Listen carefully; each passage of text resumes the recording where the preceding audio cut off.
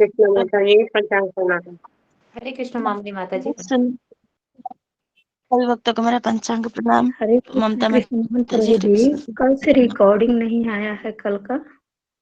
आ जाएगा माता जी, वो आ हरे जाएगा। कृष्ण माता जी। हरे कृष्ण सभी भक्तों को पंचांग प्रणाम। हरे कृष्ण पंचांग प्रणाम माता जी। मेरे यहाँ लाइट गई थी ना तो मैं लिख नहीं पाई हूँ। हरे कृष्ण सभी कोई बात भक्तों नहीं माता को जी, आ जाएगा। और सुश्री माता जी उसको अपलोड करती थी, अभी तो कष्ट में है अभी 1-2 दिन से, तो शायद इस कारण से उनको समय नहीं मिल पाया, ऐसा मुझे लगा।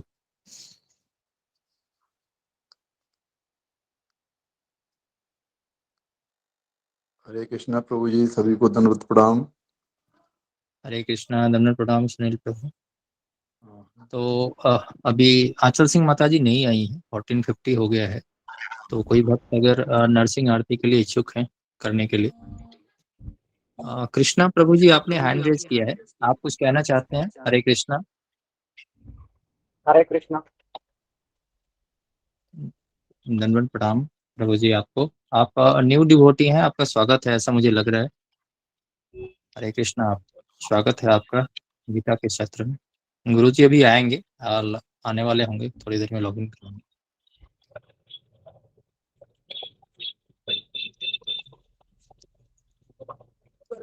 हरे कृष्ण सभी भक्तों को पंचांग प्रणाम। ममता कुमारी माता जी, आप नरसिंह जी। आरती कीजिए। जी जी, जी हरे जी कृष्ण। जी प्रभु जी, हरे कृष्ण। हरे कृष्णा सभी भक्तों को पंचांग प्रणाम। ओम ज्ञान तिमिरांधस्य ज्ञानंजना शलाकया चक्षुरुन्मिलितं तस्मै श्री गुरुवे नमः। नमो ओम विष्णुपदाय कृष्णपृष्ठाय भूतले श्रीमते भक्ति वेदांत स्वामिने इति नामिने नमस्ते सरस्वते देवे गौरवाणी प्रचारिणे निर्विशेष शून्यवादी पाश्चात्य देशतारिणे। जय श्री कृष्ण चैतन्य प्रभु नित्यानंद श्री अद्वैत गदाधर श्रीवासादि गौर भक्त वृंद की जय। नमस्ते नरसिंहाय, नमस्ते नरसिंहाय, नमस्ते नरसिंहाय, नमस्ते नरसिंहाय। प्रहलाद लाद दायिने, प्रहलाद लाद दायिने। हिरण्यकशिपूर्वक्षः, हिरण्यकशिपूर्वक्षः शिलटङ्कानखालये, शिलटङ्कानखालये। इतो नरसिंह परतो नरसिंह, इतो नरसिंह परतो नरसिंह। यतो यतो यामि ततो नरसिंह, यतो यतो यामि ततो नरसिंह। वही नरसिंह हृदये नरसिंह, वही नरसिंह हृदये नरसिंह। नरसिंहमदिं शरणं प्रपदे, नरसिंहमदिं शरणं प्रपदे। तव कर कमल भरे नखा अद्भुत श्रृंगा, दलिता हिरण्यकशिपु तनुभृंगा। केशवदीता नर हरि रूपा, जय जगदीश हरे, जय जगदीश हरे, जय जगदीश हरे। जय नरसिंहदेव नरसिंहदेव नरसिंहदेव, जय नरसिंहदेव। जय प्रहलाद महाराज, प्रहलाद महाराज, प्रहलाद महाराज, जय प्रहलाद महाराज। जय जय प्रभुपाद, प्रभुपाद, प्रभुपाद, प्रभुपाद। जय जय गुरुदेव, गुरुदेव, गुरुदेव, गुरुदेव। निताई गौर हरि बोल, हरि बोल, हरि बोल, हरि बोल। हरे कृष्णा सभी भक्तों को प्रणाम। हरे कृष्ण। बहुत बहुत सुंदर। हरे कृष्ण हरि बोल, हरि बोल, बहुत सुंदर, हरि बोल, हरि बोल माता बहुत जी, सुंदर बहुत माता अच्छा। जी, हरे कृष्ण, बहुत सुंदर। हरि बोल, धन्यवाद ममता माता जी, हरि धन्यवाद। बोल, हरि बोल, सभी भक्तों को हरि बोल। कृष्ण प्रभु जी, कृष्णा गुरु जी, हरे कृष्ण हरे गुरु जी। कृष्ण, हरे कृष्ण सब। हरे गुरु जी हरे आ कृष्णा गए। गुरु जी, पंचांग गुरु जी। प्रणाम, गुरु जी पंचांग प्रणाम। हरे कृष्णा गुरु जी, हरे कृष्ण गुरु जी पंचांग प्रणाम। सही भक्तों को पंचांग प्रणाम। मार्क्स वैसे नहीं है, हरे कृष्ण। हरे कृष्ण हरे कृष्ण वही भक्तों को हरे कृष्ण जगत प्रणाम गुरु जी जी सभी कृष्ण हरे कृष्ण हरे कृष्ण गुरु जी। हरे कृष्ण सबको हरे कृष्ण। ओके। ओम अज्ञानतिमिरान्धस्य ज्ञानाञ्जनशलाकया चक्षुरुन्मीलितं येन तस्मै श्री गुरुवे नमः। जय श्री कृष्ण चैतन्य प्रभु नित्यानंद श्री अद्वैत गदाधर श्रीवासादि गौर भक्तवृंद। हरे कृष्ण कृष्ण कृष्ण हरे हरे हरे राम राम राम हरे हरे। जी तो मैं एडमिन बनाता हूँ, पहले ये करना पड़ेगा। यही मैं बोलने वाला था। हाँ हाँ Thank you. हाँ जी। हरे कृष्ण गुरु जी, पंचांग प्रणाम। आज एक जी तो हरे भक्त कृष्ण नए आए हैं गुरु। हरे कृष्ण दौड़ प्रणाम गुरुदेव। हरे कृष्णा कृष्ण हरे निर्वांशु प्रविधि लग रहा है मुझे, जिनका भी माइक ऑन था, तो नए भक्त लग रहा है। कृष्ण। जी जी जी नए भक्तों का जी दुर्गा मिशार गुरु जी प्रणाम। हरे कृष्ण सबको जी। ओके तो राधा कृष्ण राधे कृष्ण हरे कृष्णा प्रभु जी, पंचांग प्रणाम। हरे कृष्णा सभी भक्तों को। हरे कृष्ण। तो जो लोग नए आए हैं उनका हम स्वागत करते हैं। तो आप आज सेशन का आनंद लीजिए भगवत गीता का। और कल हमने क्या चर्चा किया था उसके बारे में जरा किसी का नाम था आज? जी जी गुरु जी, अशोक चावला प्रभु जी बताएंगे गुरु। और धर्मनाथ प्रभु का भी नाम था, लेकिन वो शायद ड्यूटी पर, उन्होंने जस्ट मैसेज किया है, हालांकि वो लॉगिन है। तो अशोक चावला प्रभु जी बताएंगे। ठीक। और जहाँ प्रणाम गुरु जी। जी जी बोलिए। कल हमने पहले 3 गुणों का वर्णन किया था। माया कैसे बांधती है। सत्वगुण व्यक्ति को ज्ञान, आनंद और कुछ भौतिक सुख से बांधती है। रजोगुणी व्यक्ति की असीम इच्छाएं, स्त्री पुरुष का आकर्षण और लोभ इत्यादि से बांधती है। तमोगुणी अज्ञान से, भ्रम में और आलस्य और परमात्मा में बांधती है। भगवान की भक्ति और भक्त 3 गुणों से ऊपर होते हैं। हमारी भक्ति शुद्ध नहीं है, मिश्रित है। ये सतगुणी, रजोगुणी और तमोगुणी से मिश्रित होती है। उसके बाद प्रभु जी, आप गुरु जी प्रसंग लिखाए थे आपने। भौतिक प्रकृति के 3 गुण क्या हैं, वह कैसे कार्य करते हैं, वह कैसे बांधते हैं, इनसे कैसे मुक्त हो सकता है। क्या सभी जीवात्माएं कारागृह में होते हैं?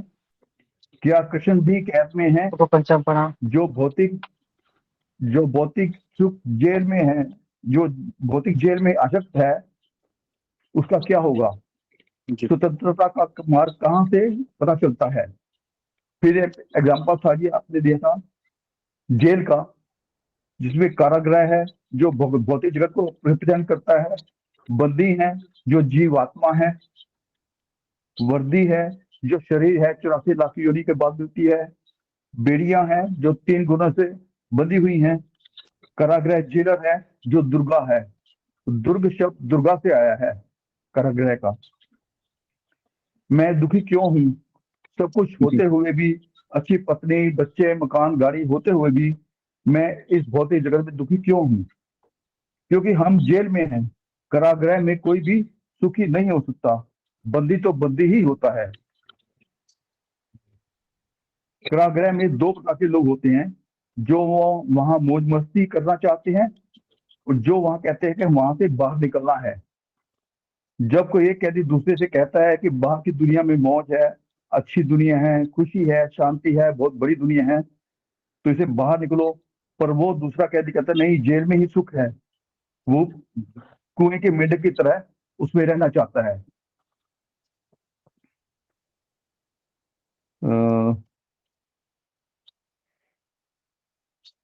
एक बंदी वहां का भक्त है और दूसरा अपनी इच्छा से जो भौतिक सुख से बंधा हुआ है, वो आज उसमें जेल में ही रहना चाहता है। इससे पहले अर्जुन प्रश्न पूछता है और पूछता है कि आप इस जगत के बारे में क्या बताएंगे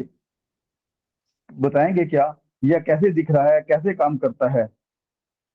फिर प्रभु जी 15 अध्याय से होता है कि उन्होंने एक अश्वत्थ वृक्ष का उदाहरण दिया जो पानी के किनारे खड़ा है, जिसकी शाखाएं नीचे और उसका जड़ है जो वो ऊपर की तरफ फैली हुई है।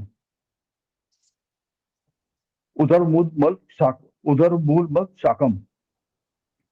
आगे प्रश्न है, वृक्ष उल्टा क्यों है?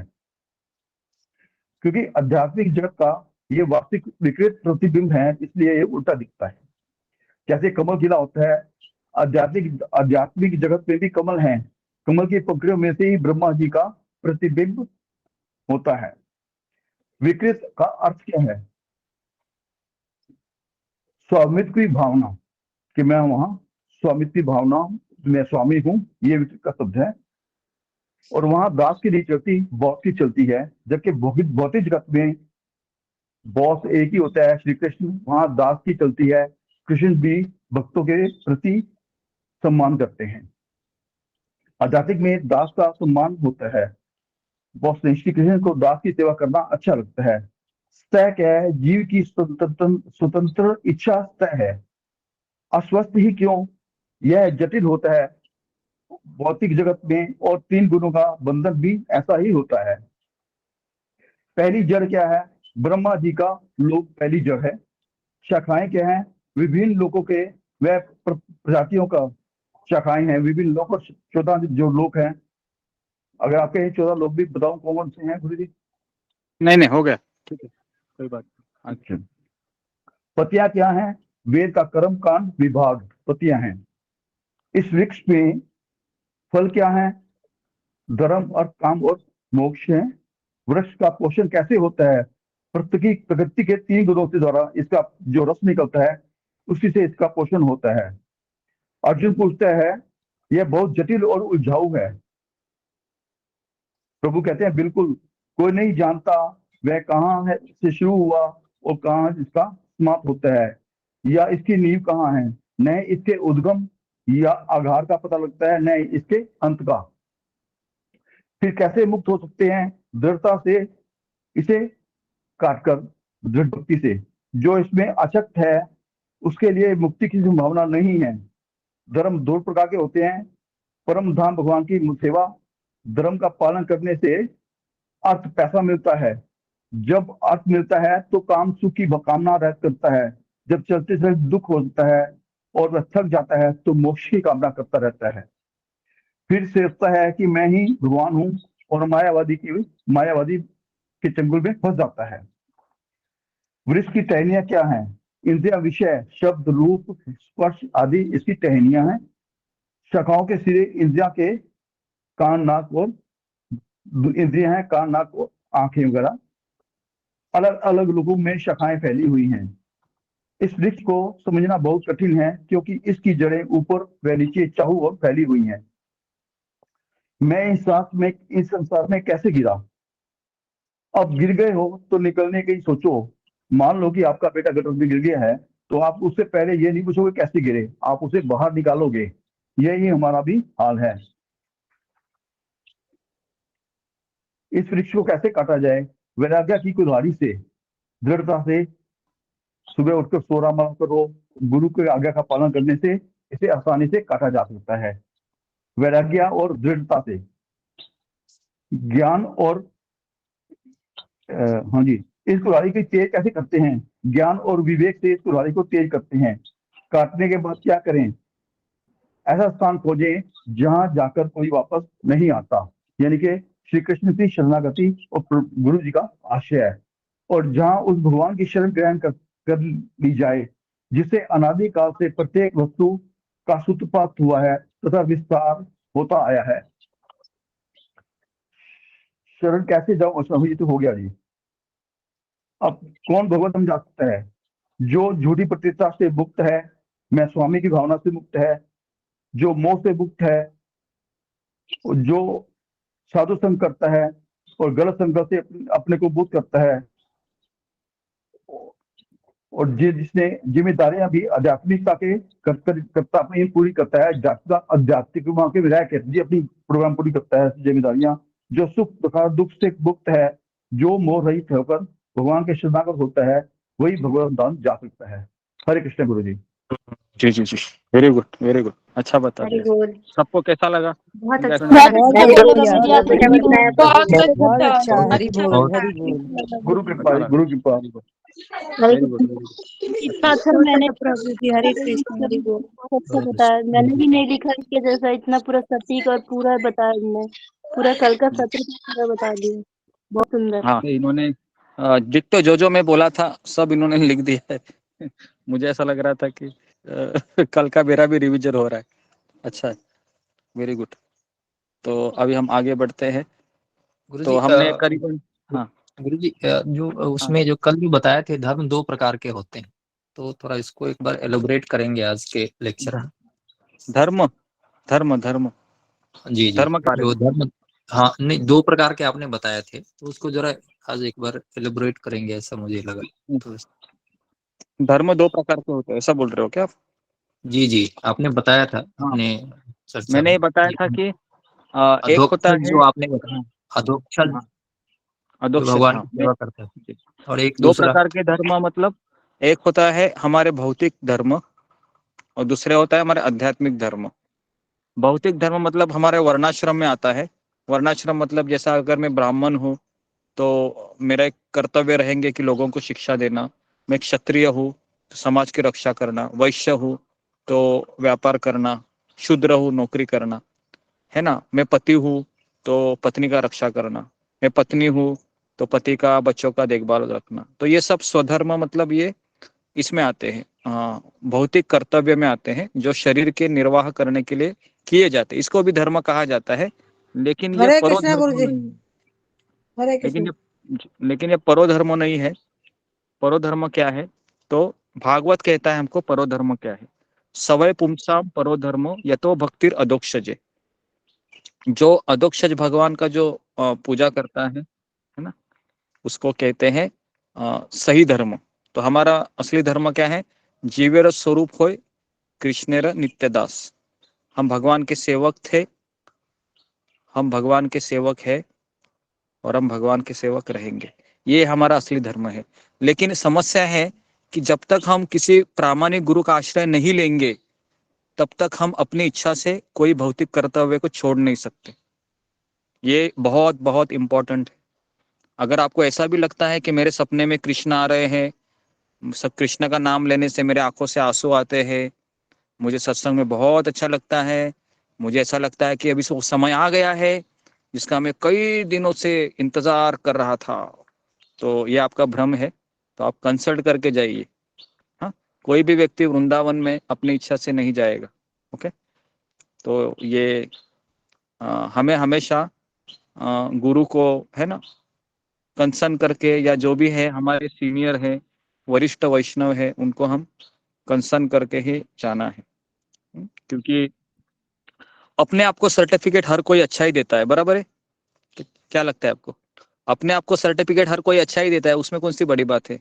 लेकिन दूसरा व्यक्ति आपको जब देखेगा कि कितने दिनों से सत्संग में आ रहा है, रेगुलर आ रहा है कि नहीं, है ना, भौतिक आसक्ति कितना है, या आपको थोड़ी पता चलेगा। ये तो आपके अगल बगल के लोगों को ही पता चलता है। ओके, तो इस तरीके से तो अभी भगवान कहते हैं पहले श्लोक में कि देखो अर्जुन, ये भौतिक जगत कैसा है? उल्टा अश्वत्थ वृक्ष है। कैसा है? ये उल्टा है ना। तो भगवान कहते हैं इसकी जड़ें है वो ऊपर गई है, शाखाएं नीचे है। तो हमने यहाँ पर देखा था कि ये वृक्ष कहाँ दिखाई देता है आपको? तो कहाँ दिखाई दे रहा है? पानी के पानी के अंदर। पानी के अंदर, पानी के अंदर। हाँ। तो इस तरीके से यहाँ पर बताया है कि दूसरा बताया है कि इसकी शाखाएं है, अलग अलग प्रजातियां है जो ग्रहों का प्रतिनिधित्व करती है। हरे कृष्णा उसके, गुरुजी, पंचांग करना मंत्र। उसके बाद ये तीसरा है कि यह 3 गुणों के द्वारा पोषित हो जाता है ये वृक्ष। फिर हमने देखा था कि इसकी जड़ें है वह मानव समाज को सकाम कर्मों से बांधती है। सकाम कर्म का अर्थ क्या है?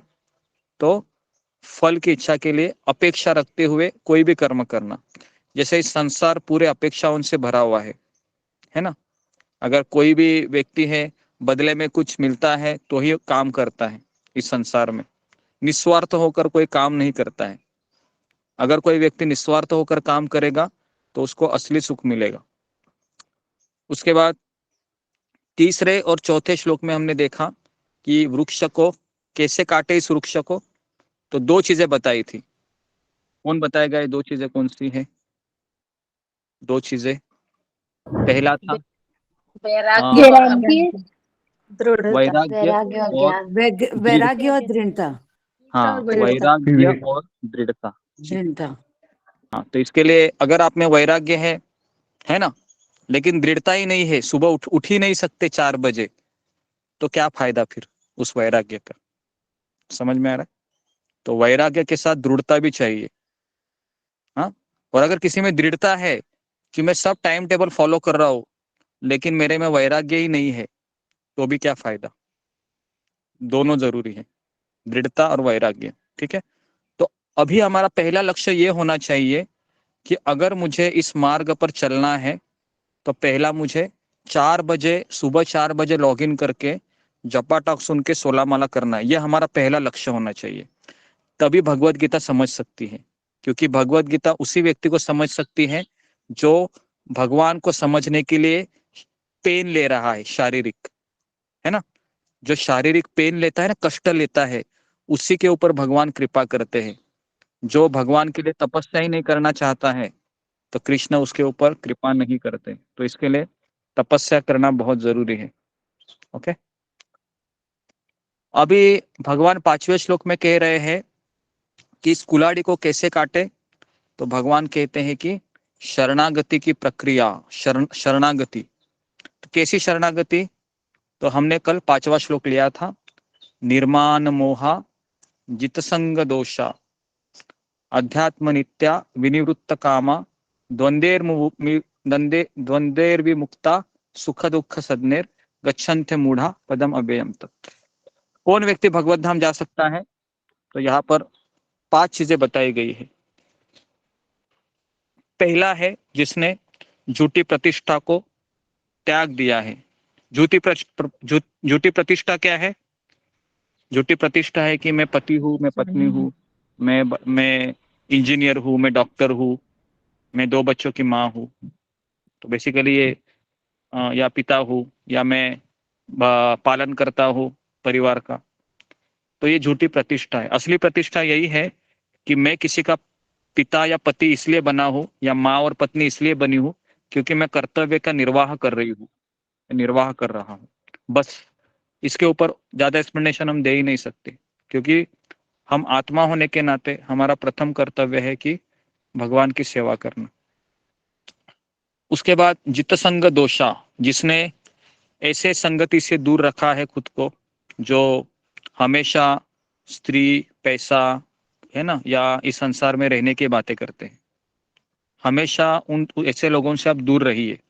अगर आप सत्र में आ रहे हैं और आपका अगर मित्र परिवार अगर ऐसा है कि जो भगवान को नहीं मानता है या उनको भगवान की कथा में कोई दिलचस्पी नहीं है, तो ऐसे लोगों से दूर रहना है।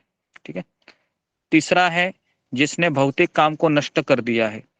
इसका मैंने एक्सप्लेनेशन क्या दिया था, किसी को याद है? भौतिक काम को नष्ट कर दिया है जी, कोई बताएगा मुझे इसमें? जी, फिंगर को रेस कीजिए। जिसने भौतिक काम को नष्ट कर दिया, इसका अर्थ क्या है? जी, फिंगर को रेस कीजिए। जी, प्रियंका सहगल। जी गुरुजी जैसे हाँ। आपने बताया था कि जैसे अगर हमारे हमारे मन में अगर यही चल रहा है कि हम शॉपिंग करने जाएं या कोई ऐसी चीज जो हम नहीं छोड़ पा रहे हैं, भौतिक जगत से रिलेटेड है, तो अभी हम इससे विरक्त नहीं हो सकते। नहीं, ऐसे नहीं मैंने कहा था। भौतिक काम को नष्ट करने का अर्थ है जी। नेक्स्ट, नेहा तिवारी। गुरुजी आपने बताए थे जैसे कि पति की सेवा भी कर रहे हैं तो उसको वो हमारा पति है करके सेवा नहीं करना है, वो भगवान का अंश है और मतलब भगवान के लिए कर रहे हैं, मतलब वो पति समझ के सेवा नहीं करना है, भगवान के अंश समझ के उनके लिए कर रहे हैं, तो हम भौतिक काम को भी आध्यात्मिक में बदल देंगे। तो हाँ, ये ऐसे आप भौतिक जी, काम को नष्ट करने का बताए थे आपने। बराबर, वेरी गुड। तो ये मैंने बताया था, हमारा हर भौतिक कार्य है, चाहे बच्चे को स्कूल से आना है या बच्चे को स्कूल से जाना है, इवन जो बस आती है ना स्कूल की बस, उधर भी खड़ा रह के भी वो कार्य भी हम आध्यात्मिक बना सकते हैं। कैसे? तो ये बच्चा है, कृष्ण का बच्चा है, इसकी मैं जिम्मेदारी ले रही हूँ ताकि मैं इसको भगवान के बारे में बताऊं और ये अच्छा भगवान का भक्त बने। तो ये कार्य भी क्या होगा फिर? आप रास्ते पर खड़ा है, बस की प्रतीक्षा कर रहे हैं, तो ये कार्य भी क्या होगा फिर? आध्यात्मिक हो जाएगा। समझ में आ रहा है?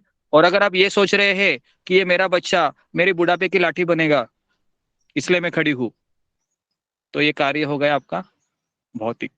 ठीक है, क्लियर है? आगे बढ़ते हैं। द्वंद्व मुक्त,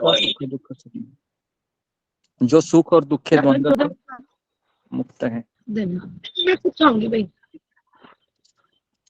प्रियंका माइक को बंद करो, प्रियंका सेगर। अभी इतना सब बताने के बाद अभी थोड़ा सा मैं इस पर एक्सप्लेनेशन दे रहा हूँ प्रभुपाद जी क्या बोल रहे हैं, क्योंकि बहुत इंपॉर्टेंट श्लोक है। तो प्रभुपाद लिखते हैं कि यहाँ पर शरणागति का सुंदर वर्णन हुआ है। इसके लिए प्रथम योग्यता की आवश्यकता है कि वह मिथ्या अहंकार से मोहित नहीं होना चाहिए। मिथ्या अहंकार मतलब मैं शरीर हूँ, मैं किसी का पति हूँ, मैं बॉस हूँ, मैं पत्नी हूँ, मैं माँ हूँ, इसको कहते हैं मिथ्या अहंकार। इससे मोहित नहीं होना चाहिए, ये पहली योग्यता है। चूंकि बद्ध जीव अपने को प्रकृति का स्वामी मानकर गर्वित होता है ना, इसके लिए उसको भगवान की शरण में जाना कठिन होता है। उसे वास्तविक ज्ञान के अनुशीलन द्वारा यह जानना चाहिए कि वह प्रकृति का स्वामी नहीं है, बल्कि वह भगवान का सेवक है। तो ये वास्तविक ज्ञान के अनुशीलन द्वारा, ये कौन देता है वास्तविक ज्ञान? गुरु। ये वास्तविक ज्ञान, गुरु। हाँ, गुरु गुरु देते को हैं। शरणागति होकर ये ज्ञान मिलता है। ओके, और गुरु को शरण जाने के बाद ही ये पता चलता है कि मैं इस संसार में दुखी क्यों हूँ। नहीं तो आप देखिए, हर कोई व्यक्ति यही चाहता है, जैसे घर में भी पति चाहता है कि पत्नी मेरी सेविका बने, पत्नी चाहती है कि पति मेरे सारे कार्य को हमेशा क्या करो कि ग्रीन सिग्नल दे दो, कभी मना नहीं करने। तो एक तरीके से हर एक व्यक्ति स्वामी बनना चाहता है इस संसार में, है ना। उसके बाद बच्चा होता है तो बच्चा बोलता है माता पिता अभी आप बूढ़े हो गए हो, अभी आप मेरी सुनिए। तो इस तरीके से श्रृंखला चलती रहती है स्वामी बनने की। सबसे स्वामी बनने का ट्रेनिंग पता है कहाँ मिलता है? घर में ही मिलता है। तो क्या लगता है आपको? घर में ही स्वामी बनने का ट्रेनिंग मिलता है हमें, है ना।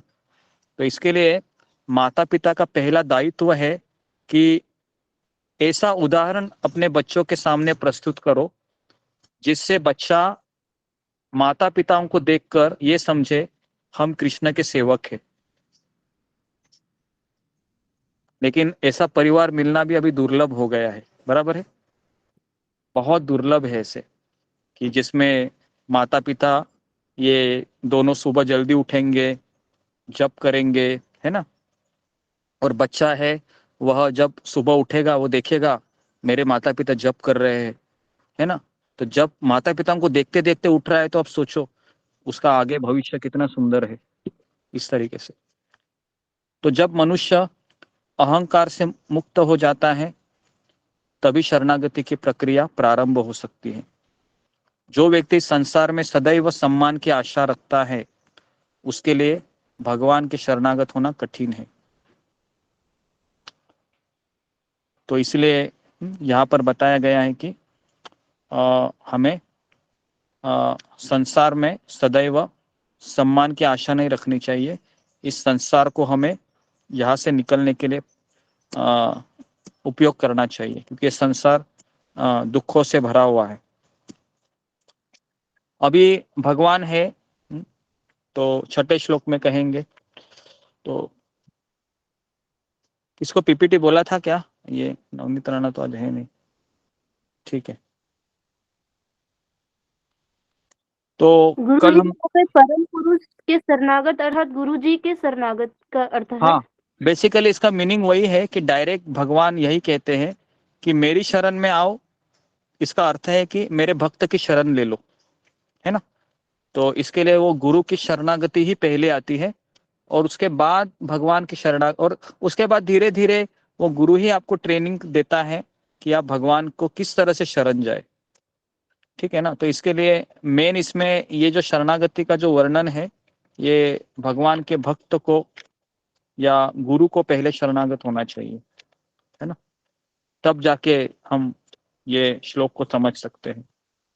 ओके, तो गुरु अभी जी हम आपने आगे 5 बढ़ते हैं। बताए थे, आपने 5 बताए थे, तो 3 कितने ही हो गए? आपने लिखवाए, 3 3 हो गए। लिखवाए आपने, जिसने झूठी नहीं, प्रतिष्ठा और कुसंगति से दूर, और तीसरा भौतिक कुसंगति काम से करने से। मुझे चौथा बताए थे गुरुजी ने, ये चौथा था जो सुख और दुख जो से हाँ, सुख दुख से द्वंद्व से मुक्त है, एक जो है ना, जो सुख और दुख के द्वंद्व से मुक्त है। बेसिकली सुख और दुख के द्वंद्व से मुक्त है। बेसिकली सुख दुख द्वंद्व से मुक्त होना कठिन है, क्योंकि अगर मान लो कि अगर सत्संग में भी कोई आपको डांटता है जोर से, तो आप कल से आना ही बंद करोगे।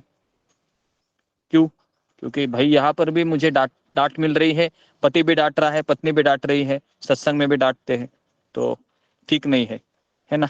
तो बेसिकली व्यक्ति है दुख में है ना, वह उस चीज से दूर भागता है। लेकिन जो शिक्षक होता है ना, वो अपने शिष्य को डांट सकता है, क्योंकि उसमें उसका निस्वार्थ भाव होता है। ओके, लेकिन जो बाहर के लोग हैं, उसमें कुछ स्वार्थ होता है, तो इसके लिए उसमें दुख ज्यादा लगता है। तो सुख और दुख के द्वंद्व से मुक्त है। और ये कितने हो गए? 3 हो गए, 4 हो गए, और 5 चौथा है। 4 हो गए, 5वां। हाँ, 5वां लिखिए, जो मोह रहित है। मोह रहित मतलब वो खुद को शरीर नहीं समझ रहा है, वो समझ रहा है कि मैं भगवान का सेवक। तो ये है मोह से मुक्त होना, तभी वह अनंत आध्यात्मिक जगत को प्राप्त कर सकता है। अभी आप बोलोगे कि मेरे में तो ये नहीं है, तो मैं क्या करूं? तो मेरा ये आपको उत्तर है कि अगर आप गुरु के आश्रय में हैं, है ना, अगर हम प्रभुपाद जी के आश्रय में हैं, राधानाथ स्वामी महाराज के आश्रय में हैं, तो हमें चिंता करने की आवश्यकता नहीं है। ये सारा चीज धीरे धीरे धीरे धीरे आ जाएगा। ठीक है। हमें रोज स्वयं सुबह 4 बजे लॉग इन होकर 16 माला का जप करना, और उसके बाद कम से कम एक क्लास भी अटेंड किया तो भी चलेगा, दोनों में से। लेकिन सुबह का क्लास है, तीनों क्लास में से सबसे इम्पोर्टेंट क्लास है, क्योंकि वो हमारा ब्रह्म मुहूर्त में चालू होता है। ओके, तो इसके लिए तीनों ऑप्शन में से अगर आपको लग रहा है कि मैं एक ही क्लास या 2 ही क्लास कर पाऊंगी, तो आपको पहले प्रायोरिटी सुबह के क्लास को देना चाहिए। ठीक है। अगर आप सुबह का क्लास नहीं करते हैं, 4 बजे का टॉक, तो फिर आपकी प्रगति बहुत धीरे धीरे होगी। अभी हम 6ठे श्लोक में जाते हैं। अभी अर्जुन पूछता है भगवान को कि हे भगवान, आपने तो बताया कि आपका भगवत धाम को कैसे प्राप्त किया जा सकता है, लेकिन अभी मैं आपसे सुनना चाहता हूँ कि ये गोलोक वृंदावन कैसे दिखता है, जरा बताएंगे मुझे। तो अभी भगवान 6ठा श्लोक कह रहे हैं। ठीक है, कैसे दिखता है। तो भगवत गीता है जी। तो ओके, तो किसके पास भगवत गीता है, फिंगर को रेज कीजिए। जी, ओके, सीमा शर्मा। तो मैं 6ठा जी श्लोक पढ़ रहा हूँ, तो मेरे पीछे बोलो। जी गुरुदेव। न तद्भासयते सूर्यो न तद्भासयते सूर्यो न शशांक न पावकः शशांको न पावकः यद्गत्वा न निवर्तन्ते गत्वा न निवर्तन्ते तद्धाम परमं मम। तद्धाम परमम मम। अनुवाद। वह मेरा परम धाम न तो सूर्य या चंद्रमा के द्वारा प्रकाशित होता है और न अग्नि या बिजली से। जो लोग वहां पहुंच जाते हैं वे इस भौतिक जगत में फिर से लौटकर नहीं आते। जी जी जी। तो अभी भगवान यहाँ पर कह रहे हैं कि मेरा जगत कैसा है, मैं जहाँ रहता हूँ वो जगह कैसी है? तो भगवान कहते हैं न तद भासयते सूर्यो, मतलब भासयते मतलब प्रकाशित करना। तो मेरे धाम को सूर्य प्रकाशित नहीं कर रहा है। न शशांको न पावक, शशांक मतलब चंद्रमा, मेरे धाम को चंद्र भी नहीं है मेरे धाम में। तो अर्जुन पूछेगा फिर क्या अग्नि है, बिजली है? भगवान कहते न पावक, मेरे धाम में अग्नि भी नहीं है, बिजली भी नहीं है। तो अभी अर्जुन सोचेगा ना सूर्य है, ना चंद्र है, ना बिजली है, ना अग्नि है, तो क्या है उधर? अंधेरा है क्या? भगवान कहते नहीं अर्जुन, अंधेरा नहीं है, उधर बहुत उजाला है। तो अर्जुन पूछता है उजाला कहाँ से आता है? भगवान कहता है उजाला मेरे शरीर से आता है। समझ में आ रहा है? और उजाला कहाँ से आता है? भगवान के शरीर से आ रहा उजाला, है ना। और फिर भगवान कहते हैं अभी मैं एक राज की बात बता रहा हूँ अर्जुन, सुनो। तो अर्जुन बोलता है हाँ कहिए प्रभु। तो भगवान अभी अगले लाइन में कहते हैं यद गत्वा न निवर्तन्ते, यद गत्वा मतलब जो वहां पर जाता है, न निवर्तन्ते वापस नहीं आता है, तद्धाम परमम मम, ऐसा धाम है मेरा अर्जुन। ओके, तो अभी मेरा यहाँ पर सवाल है आपको कि वापस वो जाने के बाद, नहीं वहां जाने के बाद वापस क्यों नहीं आता है? जी कौन इसका उत्तर देगा? जी फिंगर को रेज कीजिए, क्यों नहीं जाता है? हाँ जी जी जी जी शश्वती पंडा।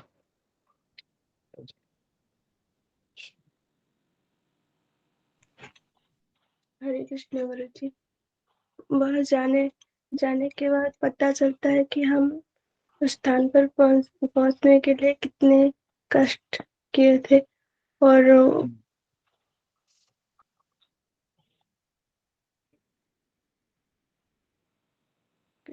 जी और कितने कष्ट झेले थे, और क्या कितनी बार मेरी जान, है ना, जान कि जान से कितनी बार मुझे शरीर छोड़ना पड़ा, कितना मुझे तकलीफ हुआ, कितने लोगों ने बदला लेने का कोशिश किया, है ना। सारा चीज हमको वहां पर, है ना, ज्ञात होता है। इसके लिए वो वापस गलती नहीं करता है। वो कहता है मैं यहाँ पर ही पड़ा रहूंगा, भगवान की सेवा करूंगा, इस तरीके से। ठीक है, तो भगवान अभी कह रहे हैं अर्जुन को कि जी,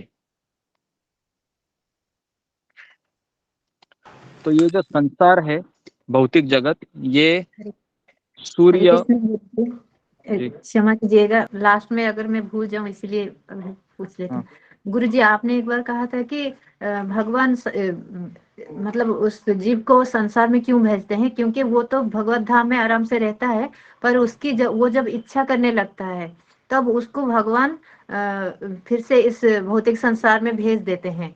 तो अभी जो आपने कहा जैसे कि वहां पे तो असीम आनंद है, मतलब शाश्वत आनंद है, तो हम वहां रहते हैं, तो फिर हमें ये इच्छा क्यों आती है और हमको वापस फिर क्यों मतलब भौतिक संसार में डालना पड़ता है? जैसे कि वहां पे तो हम आनंद से रह रहे हैं, तो हमको ये इच्छा क्यों होती है?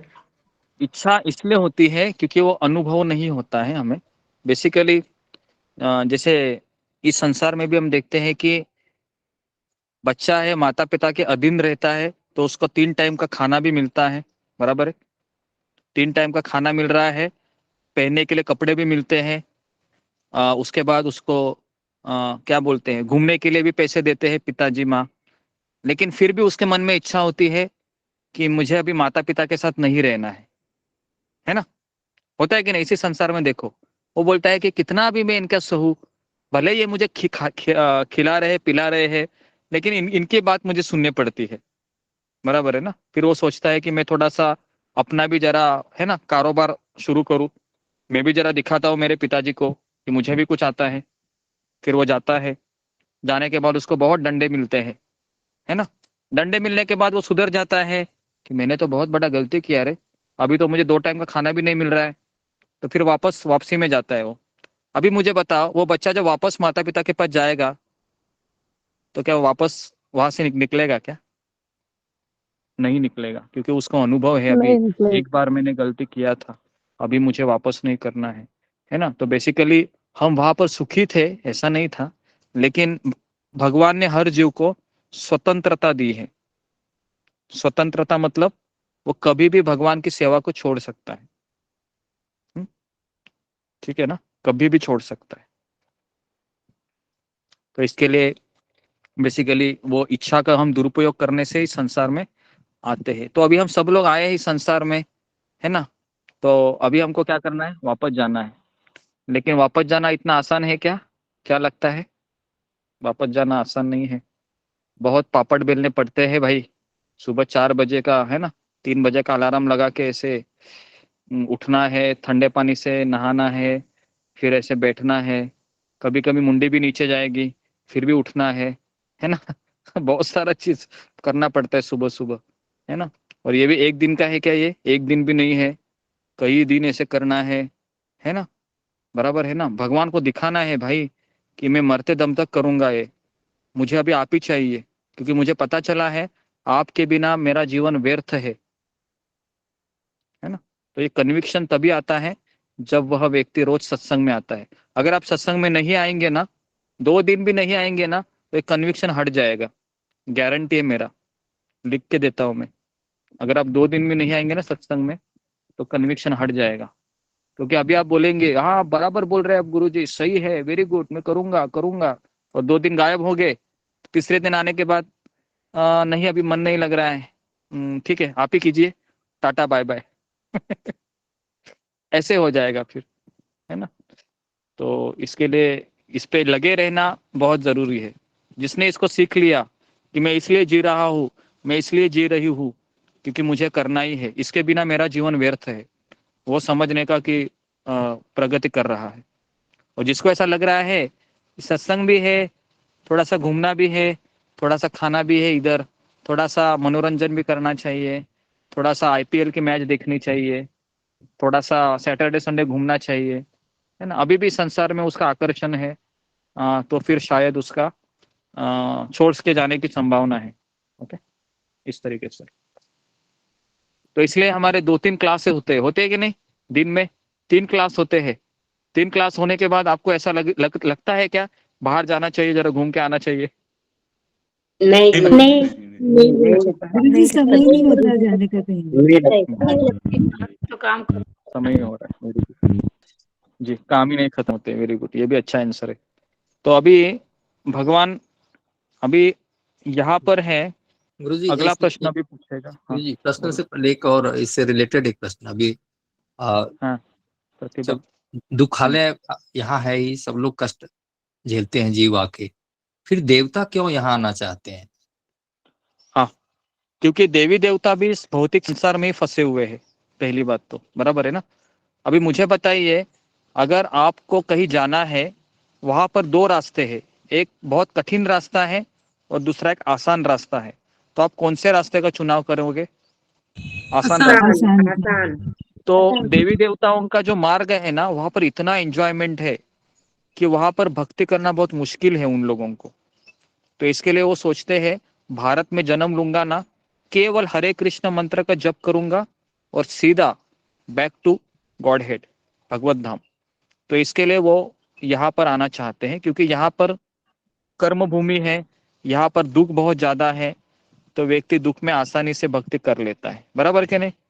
कितने, अगर मान लो कि घर में कोई व्यक्ति गुजर गया है और किसी मित्र का फोन आया, चलो पार्टी जाते हैं, जाएंगे आप? नहीं जाएंगे ना। तो दुख में है भगवान का नाम लेना बहुत आसान है, लेकिन सुख में भगवान का नाम लेना बहुत कठिन है। तो इसके लिए देवी देवता यहाँ पर आना चाहते हैं। ओके, अभी हम 6ठे श्लोक में जाएंगे, जिसमें भगवान कहते हैं कि 7वें श्लोक में, कि अगर जीवात्मा उस परम धाम तक नहीं पहुंच जाता है तो वह संतुष्ट नहीं रहेगा। तो अभी अर्जुन भगवान को पूछता है कि ये जीवात्मा, ये सब कौन है आपके, इनका क्या रिश्ता है आपसे? हे प्रभु आप बताइए। तो अभी भगवान है अर्जुन को 7वें अध्याय से लेके 11वें श्लोक तक भगवान इस संसार का अनुभव बताते कि ये संसार कैसा है ना। तो 7वें श्लोक में भगवान कहेंगे कि ये जीव कौन है, इससे मेरा क्या नाता है।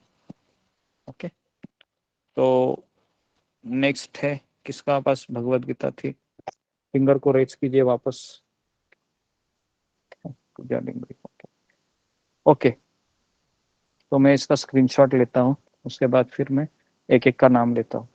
जी, पूजा डिमरी माता जी, तो मेरा आगे बोलो। हरे कृष्ण गुरु जी, धन्यवाद प्रणाम।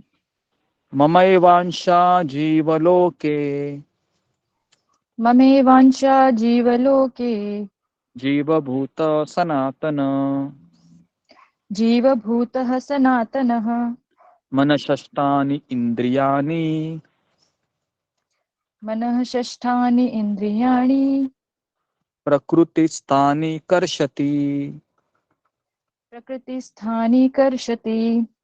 हाँ, अनुवाद पढ़ो इसका। अनुवाद, इस बद्ध जगत में सारे जीव मेरे शाश्वत अंश हैं। बद्ध जीवन के कारण वे छहों इंद्रियों से घोर संघर्ष कर रहे हैं, जिनमें मन भी सम्मिलित है। धन्यवाद। हरे कृष्ण। ओके, तो अभी भगवान कह रहे हैं ये सारे जीवात्मा कौन है? मेरे शाश्वत अंश है।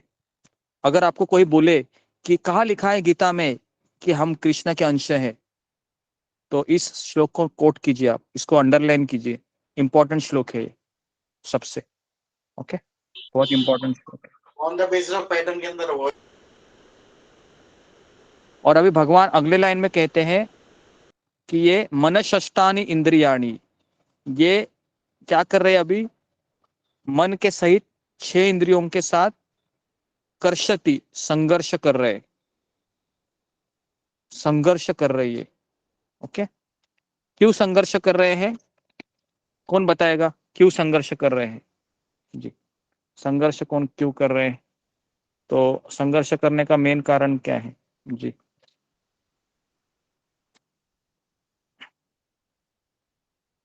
जी, अशोक चावला प्रभु, क्यों संघर्ष कर रहे हैं?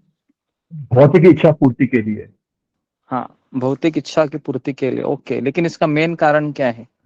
बराबर बोला है जी, सुनील कुमार सिंह। 3 गुणों के कारण गुरु जी। 3 गुणों के कारण, लेकिन 3 गुण का प्रभाव कब होता है? मेन रीजन क्या है?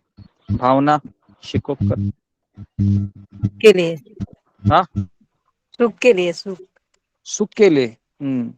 सुख के लिए तो करता ही है, लेकिन मेन कारण क्या है? क्यों वो सुख चाहता है? जी, सुजाता महापात्रा। आसक्ति, भौतिक आसक्ति बोले। आसक्ति बाद में आती है, पहले सबसे पहले क्या होता है? क्यों हम यहाँ पर इस संसार में अभी सड़ रहे हैं? मेन कारण क्या है? जी, दीपा ठाकुर।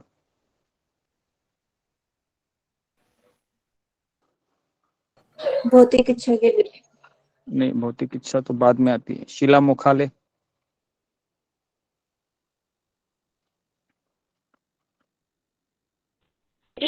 पंचन वापस भगवत नाम जाना है, इसलिए हम लोग संघर्ष कर रहे हैं इंद्रियों से। नहीं, अभी फिलहाल हमारा वो अलग है। अभी वो संघर्ष करने का कारण अलग है कि क्यों वह संघर्ष कर रहा है। जी, मैं बोलूं गुरुजी दोबारा? गुरुजी मैं बोलूं? हरे कृष्णा बोलो। मैं दे रहा हूँ चांद दे रहा। आप फिंगर को रेज रखिए, मैं बताता हूँ। जी, ओके जी, यशिका।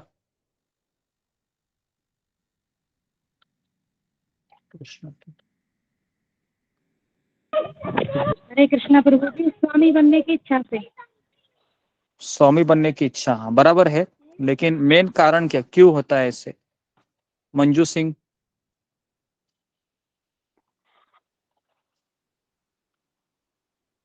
प्रियंका यादव। हरे कृष्ण महाराज, दंडवत प्रणाम। अपना सवाल दोहराएंगे? सवाल ठीक है, सवाल अभी आप सुनिए, आंसर क्या है सुनिए। सवाल इसका ये है, वापस मैं बता रहा हूँ कि क्यों वो संघर्ष कर रहा है इस संसार में। मेन कारण क्या है? क्यों उसको सुख दुख, मान अपमान, सर्दी गर्मी, ये सब उसको सता रहे हैं? इसका मेन कारण क्या है? जी गुरुजी मैं ट्राई करूं? हाँ बोलो दीप्ति सचदेवा। क्योंकि जो हमारी इंद्रियां हैं वो मन के अंडर कंट्रोल में है, इसी वजह से हम कर रहे हैं संघर्ष। हाँ लेकिन मेन कारण क्या है, क्यों ऐसा मेरे साथ हो रहा है? एकदम हमारे एक मन लाइन की में वजह से। महाराज मैं बताऊं? एक मिनट महाराज रिपीट। मैं बताऊं? अज्ञानता के कारण गुरुजी, उसे पता नहीं शरीर है क्या। बोली नहीं, नवीन बोलो। मैं बोलूं हाँ गुरुजी? अब महाराज ये है कि हम अपने आप को शरीर समझते हैं, शरीर समझने के कारण सुख दुख सर्दी वो सब गर्मी। बाद में आता है, पहले सबसे पहले क्या होता है? तिताली गुरुजी मैं बोलूं? प्रभु बताओ। मैं भी वही कह मैं रही थी बोलूं? कि हम अपने आप को शरीर समझ रहे हैं शायद, इसलिए ऐसा। गुरुजी मैं नहीं बताऊं? नहीं गुरुजी मैं बताऊं? गुरुजी मैं बोलूं?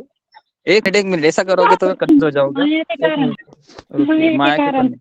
चलो मैं ही इसका उत्तर बता रहा हूँ, ध्यान से सुनिए। गुरुजी हम मिथ्या भगवान आकार की पूर्ति के लिए नहीं, मिथ्या अहंकार भी नहीं है, हम भगवान को भूल गए हैं। हम भगवान को भूल गए हैं, ये मेन कारण है। ये मैं सुनना चाहता हूँ। ये 3 गुण वगैरह ये सब बाद में आते हैं, भौतिक इच्छा ये सब। मेन कारण क्या है? हम भगवान को भूल गए हैं। ये रीजन में ये पहला कारण है। यहाँ से सब शुरू होता है कि नहीं बताओ? संघर्ष यहाँ से शुरू होता है ना, हम भूल गए हैं। भूल गए इसका हैं। आंसर लिखा था गुरुजी चैट में किसी ने। हाँ तो हम भूल गए हैं, है गुरुजी ना? जो एक प्रभु जी ने कहा अज्ञानता के कारण, तो ये भी नहीं होगा? नहीं, अज्ञानता हाँ वही इसी चीज की अज्ञानता कि हम भगवान को भूल गए हैं। लेकिन अज्ञानता भी ये भी एक ऐसा शब्द है, इसको विशेषण कहते हैं, हम एडजेक्टिव कह सकते। मेन इसका जो इसका ग्रॉस आंसर है कि हम भगवान को भूल गए हैं, है ना? बराबर है। अगर पुत्र मान लो धीरू भाई अंबानी का लड़का है, वो अगर उसके पिता को भूल गया है कि उसका पिता है करोड़पति है, बराबर है, तो अगर वो भूल गए हैं तो क्या करेगा? वो रास्ते पर ही रहेगा ना, बराबर है। रास्ते पे दर दर के वो ठोकरे खाते हुए घूमेगा। लेकिन अगर उसको याद दिलाएगा, अरे जानते हो तुम कौन हो? कौन है? अरे तुम धीरू भाई अंबानी का लड़का है। क्या बोलते हो? ऐसा है क्या? चलो चलो चलो मुझे लेके चलो। समझ में आया? तो ऑटोमेटिकली उसको राशन पाने की जरूरत पड़ेगी क्या? बताओ, नहीं पड़ेगी, है ना? तो इसके लिए हमको ये ज्ञान होना ना, वो हमारा सबसे बड़ा मित्र होता है, जो हमको ये याद दिलाता है कि तुम लावारिस नहीं हो, तुम लावारिस नहीं हो। तुम्हारा पिता है वो बहुत बड़ा धनवान व्यक्ति है, बराबर कि नहीं? अभी मुझे बताइए, कृष्ण से बड़ा धनवान कोई है क्या इस संसार में? कोई नहीं है। तो हम धनवान व्यक्ति के पुत्र है, हम सभी। और अभी हमको सत्संग के द्वारा ये पता चल रहा है, बराबर है, इस तरीके से। तो अभी हम आगे बढ़ते हैं कि क्यों वो संघर्ष कर रहा है, ये भी हमने देखा। ओके, अभी वो कैसे संघर्ष कर रहा है? तो जब वो इच्छा करता है तब तक उसको 84 लक्ष योनि में जाना पड़ता है, 84 लक्ष योनि। जब हम भगवत धाम जाएंगे ना, तब हमको पता चलेगा कि मैं कितनी बार पत्नी हुई हूँ, मैं कितनी बार पति हुआ हूँ, कितनी बार मैंने शादी किया है, कितनी बार मैंने बच्चों को जन्म दिया है, कितनी बार मैंने ऑफिस के धक्के खाए हैं। ये सारा चीज हम जब ऊपर जाएंगे ना भगवत धाम में, तब पता चलेगा हमको। और फिर हम सर के ऊपर हाथ मारेंगे ऐसे और कहेंगे ये गलती मैं दोबारा नहीं करूंगा। समझ में आ रहा है आपको? ये गलती मैं दोबारा नहीं करूंगा। तो ये समझना बहुत जरूरी है। ओके, तो अभी एक बार गलती हो गई, अभी दूसरी बार नहीं करना है। कैसे भी हो, करना क्या है देखोगे, मैं बार बार बोलता हूँ कि सुबह की जो ट्रेन पकड़ते रहते हैं ना, 3:30 की पहली ट्रेन होती है, और मैंने खुद देखा है वो ट्रेन पूरी पैक रहती है सब्जी वालों से। सब्जी वाले उस पहली ट्रेन को पकड़ते हैं। मैं हमेशा अपने आप को पूछता हूँ, ये सब्जी वाले क्यों इतनी सुबह उठ रहे हैं? क्योंकि इनको पैसा चाहिए। तो मुझे बताइए, अगर हमको सुबह उठने से भगवत धाम मिल सकता है, तो क्या सब्जी वाले 3:30 बजे का ट्रेन पकड़ सकते हैं? क्या हम घर बैठे 4 बजे लॉगिन नहीं कर सकते? बताइए। कर सकते हैं ना? तो हमको करना चाहिए, बहुत जरूरी है। इस चीज को हमेशा रियलाइज कीजिए, क्योंकि संसार के लोग भी हमसे भी जल्दी उठते हैं, केवल 2 टाइम की रोटी के लिए, है ना? तो हमें हमेशा अपने आप को कभी सोते हुए नहीं रखना चाहिए, उठना चाहिए, जपा करना चाहिए। तो अभी हम तो हमारे 7 श्लोक हो गए। तो अभी भगवान कहेंगे 8वें श्लोक में कि ये संसार में जीव कैसे घूमता है। ओके, तो 8वें श्लोक में कहेंगे कि जीवात्मा इस संसार में कैसे संघर्ष करता है। तो 8वां श्लोक है जी, 8वां श्लोक है वो कौन मैं देखता हूँ जी। 8वां श्लोक जी, देवी मंडल माता जी। जी गुरुजी। शरीरम यत् अवाप्नोति शरीरम यत् वाप्नोति यच्च अपि उत्क्रामति ईश्वर यच्च उपयुक्त क्रमा ईश्वरः यच्च अपि उत्क्रामति ईश्वर यच्च युक्त क्रमानीत ईश्वरः गृहीत्वा एतानि संयाति गृहीत्वा एतानि संयाति वायुगन्धान इव आशयात् वायुगन्धान इव आशयात्। अनुवाद। इस संसार में जीव अपनी देहात्म बुद्धि को एक शरीर से दूसरे में उसी तरह ले जाता है जिस तरह वायु सुगंधि को ले जाता है। इस प्रकार वह एक शरीर धारण करता है और फिर इसे त्याग कर दूसरा शरीर धारण करता है। हरे कृष्णा जी। तो अभी यहाँ पर लिखा है कि कैसे वो अलग अलग शरीरों में देहांतरण करता है। तो यहाँ पर लिखा है कि जीव को ईश्वर अर्थात शरीर का नियामक कहा गया है। यदि वह चाहे तो अपने शरीर को छोड़कर उच्चतर योनि में जा सकता है, नहीं तो वह निम्न योनि में भी जा सकता है। शरीर में जो परिवर्तन होता है वो उस पर ही निर्भर करता है कि वह कहाँ जाएगा। तो इसके लिए अगर कोई व्यक्ति केवल मृत्यु के समय उसकी वही चेतना बनाए रखता है जो वह जिंदगी भर सोचता रहता है ना, तो यदि वह कुत्ते या बिल्ली जैसी चेतना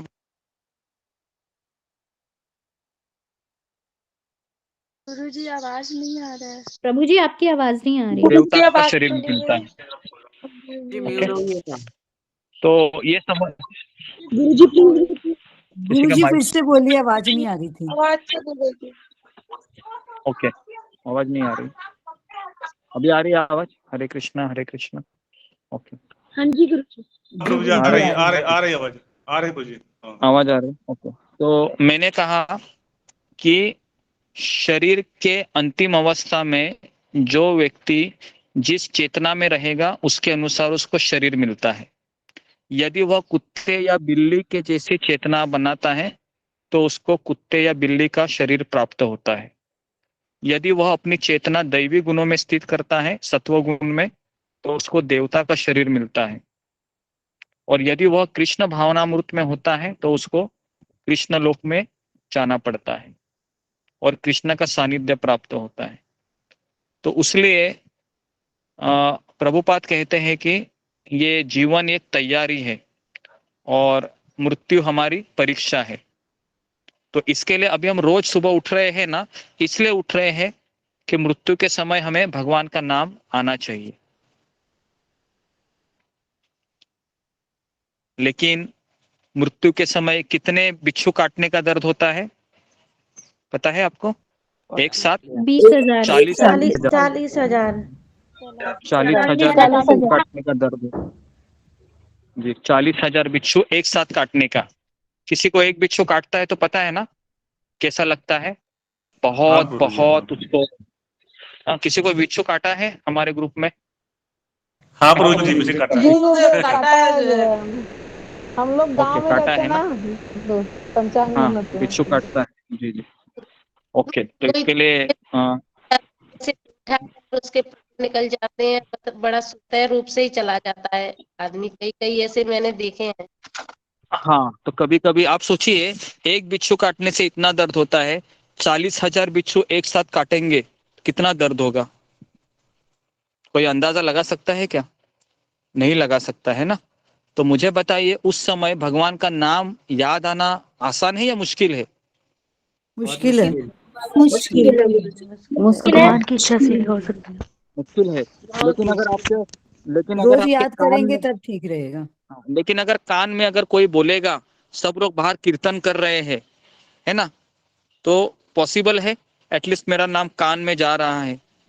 हाँ जी गुरुजी, पॉसिबल जी है। गुरुजी। हाँ, तो इसलिए मैं चाहता हूँ कि इसके लिए जीवन में भक्त होने चाहिए कि मैं जब मरने की अवस्था में रहूंगा ना, तो मेरे आजू बाजू में कम से कम 2-4 भक्त हो जो मेरे लिए कीर्तन करे। समझ में आ रहा है ना? इसलिए जीवन में भगवान से भी ज्यादा कौन जरूरी है? भक्त लोग जरूरी है। भक्तों का संग। हाँ, भक्तों का संग जरूरी है। मुझे बताइए, आप अकेली जीवन भर लड्डू गोपाल की पूजा कर रही है और अभी आप बेड पर लेट गया या लेट गई ऐसे, तो लड्डू गोपाल आएंगे क्या? चलते चलते चलते चलते कीर्तन करेंगे नहीं आपके लिए। नहीं। लेकिन भक्त लोग हैं, वह आएंगे, है ना। आप फोन करेंगे तो आएंगे, है ना, अगर आप आसपास है तो। इसके लिए आप एटलीस्ट वहां नहीं आएंगे तो फोन घुमाएंगे, कोई स्पीकर के भी रखेगा ना, बराबर है ना। तो हम क्या करेंगे, कीर्तन करेंगे या ऐसा ऑनलाइन सत्संग, तुरंत हम क्या करेंगे, ज्वाइन हो जाएंगे सभी लोग, और वो भी उनके घर वाले के कैमरा ऑन करेंगे, उनको दिखाएंगे, हम उनके लिए कीर्तन करेंगे, वो भी देख सकेगी, अरे हाँ देखो सत्संग के सारे लोग मेरे लिए कीर्तन कर रहे हैं। गुरुजी, बराबर है ना? उस समय में दर्शन से भी मुक्ति हो जाती है। हाँ, ऐसे भी मुक्ति क्षमा हो करिए जाती है। गुरुदेव, अभी लेटेस्ट यूट्यूब पे वीडियो था, परम पूज्य राधानाथ स्वामी जी महाराज ने ऑनलाइन जो है नैन सुंदरी माता जी का, हाँ, इतना कान में देख उनका के वो मंत्र लग चला रहा था। था। जी जी हाँ, जी जी मतलब बहुत ही सुंदर था गुरुदेव उनका अंतिम क्षण।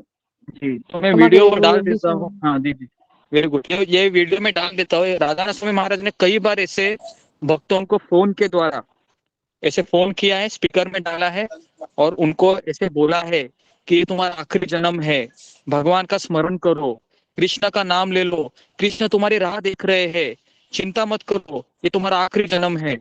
ऐसे गुरुदेव बोलते हैं फोन पे। समझ में आ रहा है ना? और वो बोलने से इतना उसको प्रोत्साहन मिलता है उस अवस्था में कि साक्षात गुरु मेरे लिए फोन करके बोल रहे हैं, तो उस उत्साह से वह, है ना, भगवान की तरफ बढ़ता है वो। तो इसके लिए व्यक्तिगत सानिध्य से भी ज्यादा वो साउंड वाइब्रेशन बहुत जरूरी है जीवन में, है ना। साउंड वाइब्रेशन, अभी मैं आप लोगों से मिला हूँ क्या? मैं आप लोगों से मिला नहीं हूँ, कई कम लोगों से मिला होगा, है ना। लेकिन फिर भी आपको ऐसा लगता है क्या नहीं कि हाँ भाई मेरे जीवन में कोई है जो मुझे बता रहा है? लगता है ना, क्या नहीं जी लगता? जी जी। तो मुझे बताइए, लगता है कि आप हमारे साथ ही हैं, सब भक्तों के साथ में हैं। हाँ, तो मैं तीनों सेशन अटेंड करता हूँ, तो मैं दावे के साथ कहता हूँ गुरुजी आपसे मिला हूँ। जी, कुछ मुझसे मिले होंगे, लेकिन आप लोग मेरे साथ ही ज्यादा रहते हो, आपके घर वालों से भी ज्यादा। क्या लगता है आपको, अगर आप जो सेशन अटेंड करते हो? क्लास के बाद जो है आपके आवाज की चिंतन जो है हमारे मन में ऐसे चलता रहता है। गुरुदेव बोल रहे हैं, अच्छा क्या बोला? गुरुदेव जो है ना, तो आप सोच सकते हो कि इतना आपका चेतना पूरा परिपक्व हो रहा है कि घर बैठे बैठे आप आध्यात्मिक जगत के बारे में, है ना, सोचते हैं, सुनते हैं। तो ये कितना बड़ी कृपा है, आप समझ सकते हो। घोर कलयुग में इस तरह की चेतना को घर बैठे बनाए रखना ये असंभव है आज के, है ना, आज के दिनचर्या में। लेकिन एक तरीके से शिला प्रभुपाद की कृपा से, है ना, ये सब हो रहा है। तो इसके लिए वालों को रहना चाहिए, इस कथा में सभी को रहना चाहिए।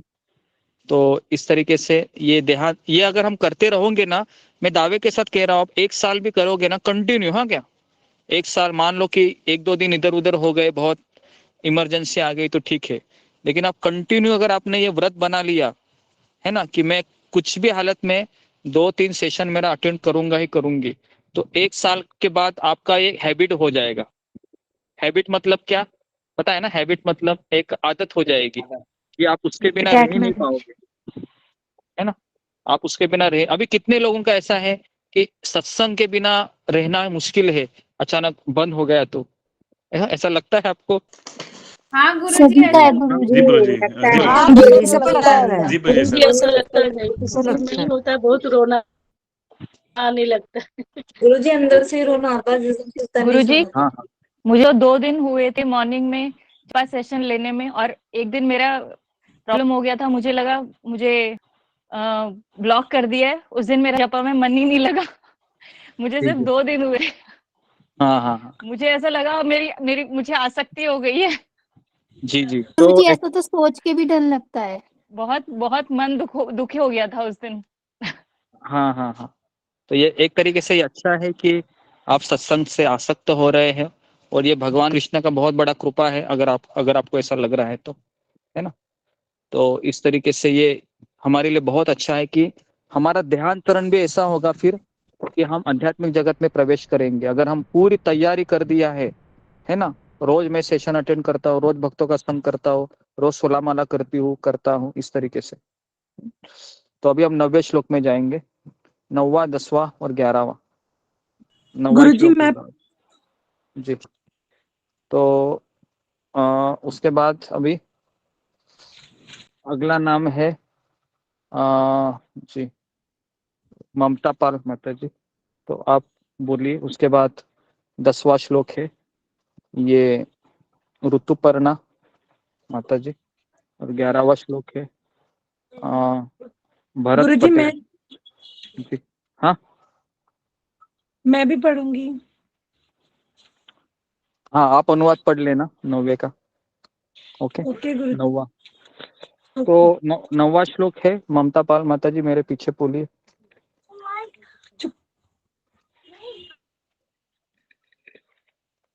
हरे कृष्ण जी। श्रोत्रम चक्षु स्पर्शनम च, बोलो। चक्षु पर्शनम च रसनम घ्राणम एव च, रसनम घ्राणम एव च अधिष्ठाय मनश्चायम, अधिष्ठाय मनश्चायम विषया अनुपसेवते। विषयान उपसते उपसेवते जी प्रियंका पढ़ो अनुवाद पढ़ो। जी गुरुजी।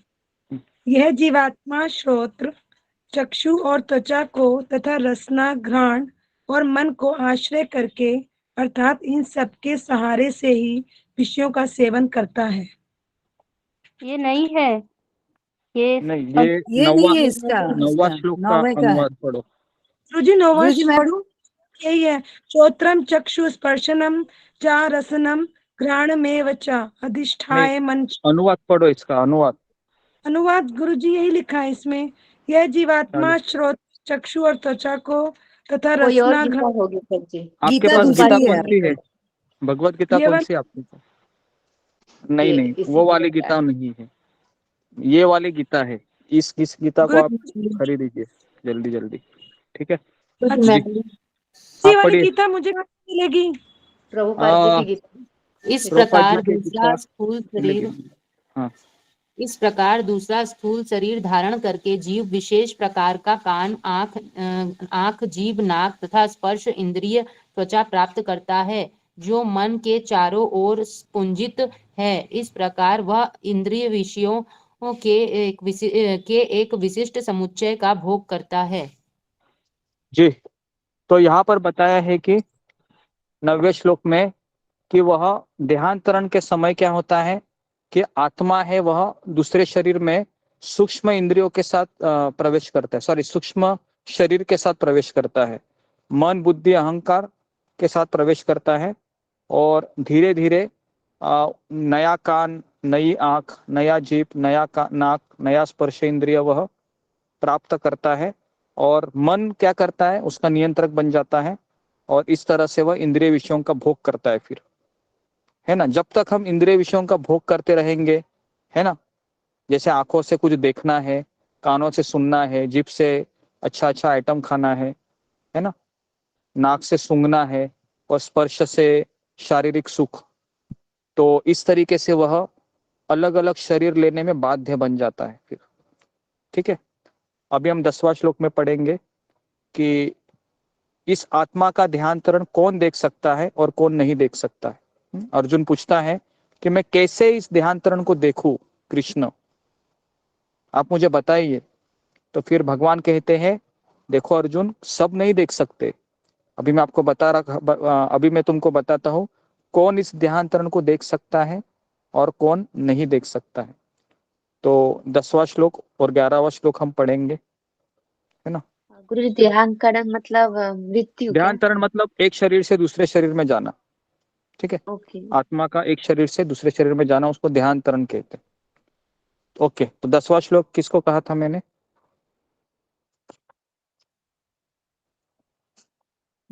कहा था या नहीं कहा था? ठीक है, ऋतुपर्णा माता जी को शायद। ऋतुपर्णा। हाँ, वो है क्या वो अवेलेबल? नहीं गुरुजी जी, पढ़ूं मैं? नहीं, एक मिनट, मेरे पीछे बोलना है ना। है ऋतुपर्णा माता जी है गुरुजी, आप आगे से बोलिए, वो है, सुन लिया आप। ठीक है, ऋतुपर्णा। ओके। उत्क्रामंतम स्थितम वापि उत्क्रामन्त स्थितं वापि भुज्जानं वा गुणान्वितम् भुञ्जानं वा गुणान्वितं विमूढानो अनुपश्यन्ति विमूढा न अनुपश्यन्ति पश्यन्ति ज्ञानचक्षुष। पश्यन्ति ଜ୍ଞାନଚକ୍ଷୁଷः। ଅନୁବାଦ, କିପରି ଜୀବ ତାର ଶରୀର ତ୍ୟାଗ କରିପାରେ ଏକଥା ମୂର୍ଖମାନେ ବୁଝିପାରନ୍ତି ନାହିଁ, କିମ୍ବା ଭୂତ ପ୍ରକୃତିର ତ୍ରିଗୁଣାଧୀନ ହୋଇ ଜୀବ କି ପ୍ରକାର ଶରୀରରେ ରହି ଉପଭୋଗ କରୁଛି ଏକଥା ମଧ୍ୟ ସେମାନେ ବୁଝିପାରନ୍ତି ନାହିଁ। କିନ୍ତୁ ଯେଉଁମାନଙ୍କର ଜ୍ଞାନଚକ୍ଷୁ ଉନ୍ମିଳିତ ହୋଇଅଛି ସେମାନେ ଏସବୁ ଠିକ ରକମ ଦେଖିପାରନ୍ତି। ହରେ କୃଷ୍ଣ। मुझे कुछ समझ में नहीं आया, मैं किसी ये भाषा में मुझे समझ में नहीं आई। हिंदी में पढ़ेंगे हाँ, गुरुजी? हिंदी मैं में बताता हूँ सुधा गुप्ता माता जी, आप चिंता मत कीजिए, है ना। तो हिंदी में है, ये पढ़िए, ये बोलिए।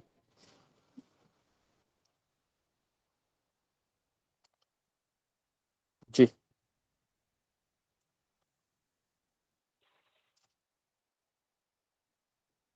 जी, हिंदी में मैं ही पढ़ता हूँ अभी क्योंकि समय ज्यादा हो गया। शरीर का त्याग एवं शरीर में निवास तथा भौतिक गुणों के प्रभाव में आनंद भोग मूर्खों की समझ में नहीं आता है, लेकिन जिनके पास ज्ञान चक्षु है वे इसे देख सकते। तो इसका एक लाइन में अगर मैं बताऊं आपको, तो मूर्ख न तो समझ पाते हैं कि जीव किस प्रकार अपना शरीर त्याग सकता है। क्यों नहीं समझ सकते वो?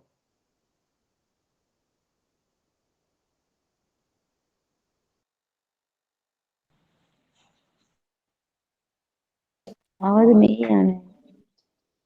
गुरुजी आपका आवाज आवाज नहीं आ रही गुरुजी। ब्रेक हो रहा है। गुरुजी आपका आवाज काट रहा है। जी लॉग आउट होके लॉग करो। लगता है नेटवर्क चला गया गुरुजी का।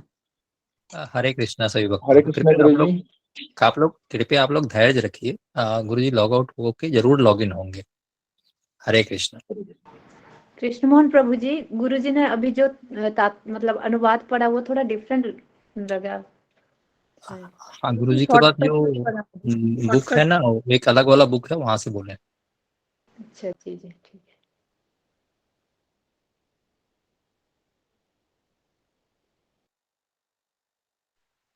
हरे कृष्णा। ये 9वां श्लोक किसी को मुझे समझ नहीं आया, कोई एक्सप्लेन कर पाएगा मुझे? 10वां श्लोक है रूबी माता जी। मुझे हाँ 9वां श्लोक ही समझ नहीं आया मुझे। मैं पूछ नहीं पाई गुरुजी से क्योंकि जल्दी में थे ना, खत्म करना था गुरुजी को। तो गुरुजी से ही पूछिएगा तो बताएंगे हम क्या बताएं। ओके माता जी।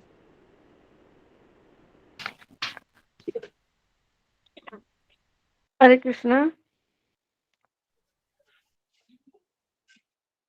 काजल माता जी किधर है? हरे कृष्णा बोलिए। कुछ पूछ रही थी आप ना? हाँ हाँ हाँ हाँ। हॉस्पिटल जाते हैं हर रोज? हाँ, मैं हर रोज नहीं जाती हूँ, महीने में 6 बार जाती हूँ। 6 बार? हाँ। अच्छा माता जी, मुझे पूछना था, जो बच्चे का जो कैंसर हुआ था, जो एडमिट थे बच्चे, वो कैसे हैं? एडमिट नहीं हुआ, मतलब उधर कीमो देता है, 4-5 घंटा सिलाइन चढ़ा के, उसके बाद छुट्टी देते हैं, घर में आराम करते हैं। अभी पता कैसा नहीं है बेटा आपका? अभी बेटा ठीक कैसा है, कीमोथेरेपी चालू है। जी बहुत ठीक कृष्ण ठीक ठीक करेंगे हो उसको जाएगा, जल्दी। ठीक हो जाएगा। ऐसे हाँ, बहुत हाँ। ठीक हुए हैं, हम देखे हैं बहुतों को ठीक बहुत होते ठीक हुए हुए। हैं। हाँ, हाँ, थोड़ा ठीक बाल है। वाल चला जाता है, लेकिन बाद में फिर आ जाता है बाल। हाँ, मेरे उसको आए देखो। 2-3 बार बाल चले भी गए, टकला हो, जैसे कीमो तो चालू होता है वो ऐसे टकला हो जाता है, बाद में फिर बाल आता है, फिर से टकला हो जाएगा। नहीं ये कोई बात मेरे नहीं, आए देखो। उसको और ठीक हो जाएगा। आप ज्यादा चिंता मत करिए, अब भगवान का भक्त है ना, जी, आपका जी। सब कुछ बुरा नहीं होगा, अच्छा होगा, वो ठीक होके आ जाएगा घर। हाँ, अभी भगवान सब देखेगा, अभी तो मैं सिर्फ सेवा कर सकती हूँ। गुरुजी बोला तुम अच्छे से सेवा करो और भगवान सब देखेंगे, वो सब ठीक कर देगा। जी जी जी।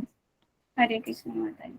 हरे आप दिख कृष्ण। नहीं रही हो माता जी, काजल माता जी आप दिख नहीं रही हो, स्क्रीन पे आओ जरा देखें आपको भी। मेरा कैमरा चालू है। साइड में बैठे हो ना, दिख नहीं रहे हो इसलिए। साइड में है माता जी, फ्रंट सुधा नहीं है। माता जी, आप भी जा रही है ना ये में? नहीं मैं नहीं जा पा रही हूँ, मैं जा नहीं पा रही हूँ।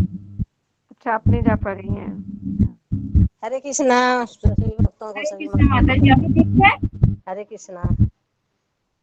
हरे काजल कृष्ण माता जी सभी बिल्कुल भक्तों ठीक है, को मैं रखती भगवान हूँ ठीक थोड़ा। करेगा बेटे को जल्दी। जी जी जी माता जी। जी हरे कृष्ण सभी माता जी भक्तों को जल्दी ठीक हो संतन पाए। जाएंगे, आपके बच्चे जो हैं, आपके बेटे जल्दी ठीक हो जाएंगे, कृष्ण कृपा करेंगे। हाँ, ऐसे समझो ठीक हो ही गया, बस थोड़ा सा बाकी है।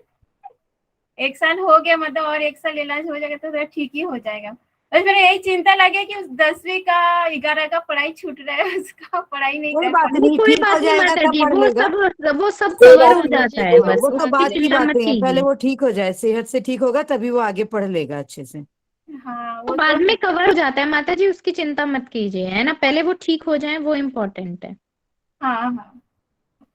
और 1 हफ्ता जब वो बिस्तर में रहते तो कुछ ध्यान नहीं रहता है, बाद में जब वो ठीक हो जाता है फिर वो उसको बोर हो जाता है घर में बैठे बैठे, कि पढ़ाई भी नहीं, फ्रेंड भी नहीं, बाहर भी नहीं जा पाते हैं, इसके लिए।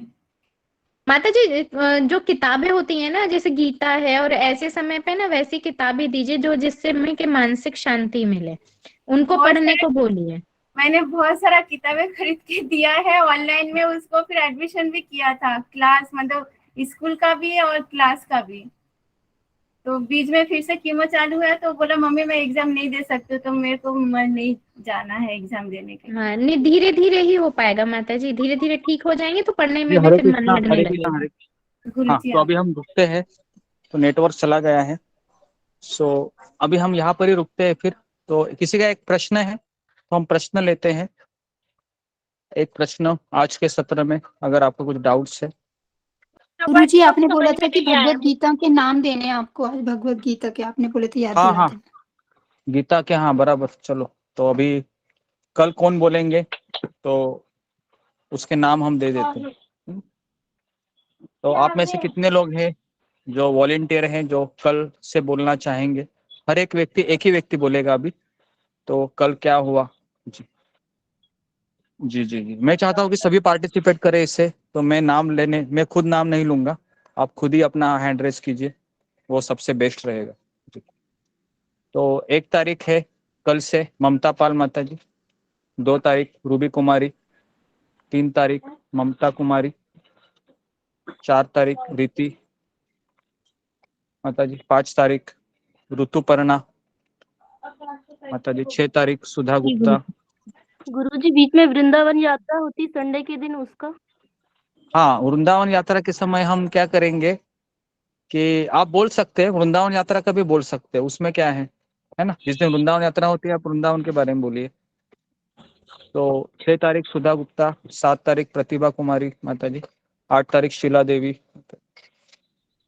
9 तारीख शीला मोखाले, 10 तारीख सुजाता, 5 मिनट है,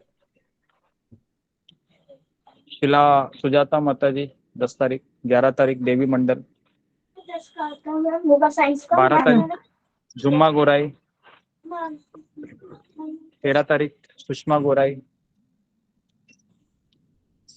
14 तारीख प्रियंका सहगल माता जी, जी गुरुजी।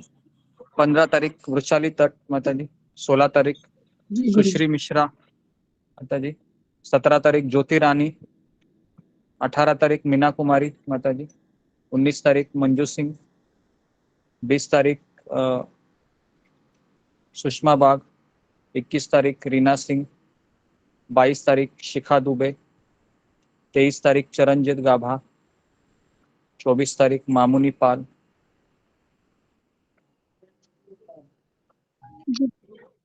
हरे कृष्ण गुरुजी। 22 तारीख हरे तो कृष्ण गुरुजी, नवदीप 22 तारीख को हम हावड़ा में मिलेंगे। हाँ हाँ हाँ, सॉरी मैं भूल ही गया। तो हम 21 तारीख तक ही करते हैं, ठीक है, 21 तारीख। लेकिन हम 22 तारीख को भी हमारा, भले ही हमारा यात्रा रहेगा, लेकिन हम गीता क्लास वृंदावन यात्रा में भी कंटिन्यू किए थे, अगर आपको याद होगा तो, है ना। हाँ गुरुजी। तो गुरुजी मुझे एक जी, बात पूछनी थी, जैसे अब भगवान के धाम में जाने के लिए ऐसा कुछ नहीं देखना पड़ता है ना, ये दिन शुभ है अशुभ है, वो तो हम नहीं भगवान नहीं, के लिए जा रहे हैं, जी, ओके। है ना। तो आप उसकी चिंता मत कीजिए, वो सब बताऊंगा मैं जब हम यात्रा जाएंगे। तो हम क्या करेंगे, कंटिन्यू गीता क्लास कंटिन्यू रहेगा हमारा यात्रा में दोपहर के समय, और सुबह हमारा यात्रा रहेगा, शाम को भी हमारा यात्रा रहेगा। ओके, तो कितने तारीख तक हो गए अभी कृष्ण मोहन प्रभु? 21 तारीख तक। एक मिनट, 22 तारीख तक। ओके, मैं तो 24 तक लिख लिया गुरु। 24 तक लिखा है ना, ओके ठीक है। तो हम 24 तारीख हाँ। तक कंटिन्यू रखते हैं, बाद में फिर हम 6 दिन का वहां पर करते हैं, ठीक है ना प्रभु जी, कृष्ण मोहन प्रभु। ओके, तो जी आप जी एक जी। बार नाम रूबी दोहराइए। माता जी का डाउट है हाँ गुरु हाँ जी, बोलिए। रूबी माता जी का डाउट है, वो मैं मेल कर दूंगा अभी, मैं शेयर कर लूंगा अभी। रूबी माता जी का जी कुछ डाउट है। हाँ बोलो। श्लोक संख्या 9 पे। जी बोलिए, जल्दी जल्दी जल्दी जल्दी। जी हाँ, हरे कृष्ण गुरुजी, पंचांग पढ़ना। गुरुजी, मैं 9 श्लोक समझ नहीं आया मुझे, मतलब उसका अर्थ ही समझ में है कुछ नहीं। 9वां श्लोक, ठीक है, 9वां जी श्लोक हम कल रिपीट करेंगे। ओके जी, ठीक ओके है। गुरुजी, ओके। ओके, तो मैं यहाँ पर रुकता थैंक यू हूँ। कृष्ण प्रभु। हाँ गुरुजी, बोलिए। रात में एकादशी में रात में कीर्तन करना जरूरी होता है क्या?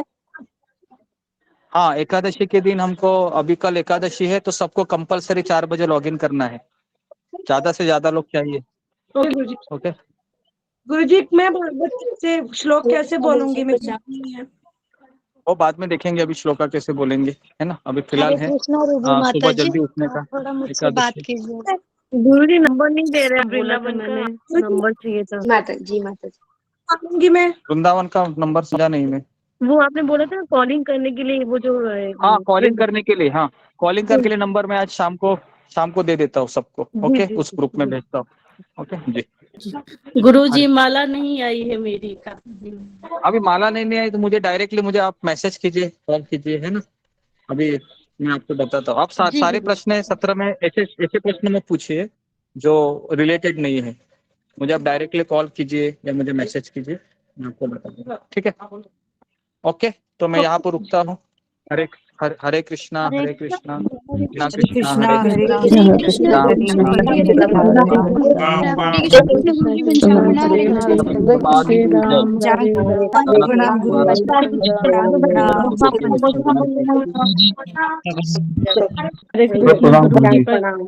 हरे कृष्ण सुजाता माता जी।